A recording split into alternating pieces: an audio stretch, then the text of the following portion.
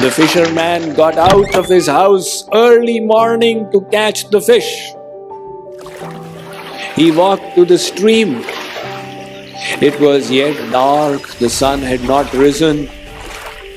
He thought, let me wait a while until it becomes light enough for me to cast my net into the water. So to while away his time, he sat on the riverside on a boulder with his feet in the water. Under his feet he felt there was a cloth. When he put his hand, it seemed like a bundle. Out of his curiosity, he picked it out. And he realized there was a bag in his hand. Casually, he put his hand into the bag and he felt that there were some round, polished objects. He thought it must be a pebble of the stream. So he took out one pebble and chucked it into the water. When the pebble entered the stream, it created a pleasing sound, plop.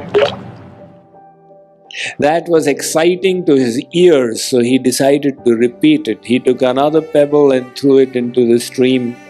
Again, the plop gratified the sense of hearing. He did it a third time until he had thrown 24 pebbles from that bag into the water. Now the last pebble was in his hand. When he took it out, he chucked the bag. It had become sufficiently bright enough for him to see. So he cast a glance. What is in his hand? He was stunned. In his hand was a priceless jewel. He said, "What? God gave me 25 such gems, and in my ignorance I threw away 24 of them. How unfortunate I am." But in my opinion, he was still fortunate. He got one jewel his way.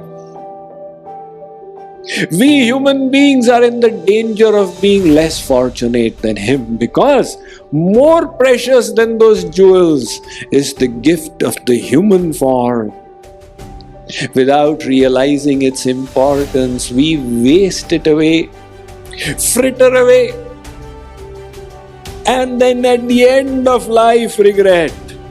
मरने के दिन निकट तब जीने का ढंग आया, जब ज्योति बुझ चली तब महफिल में रंग आया।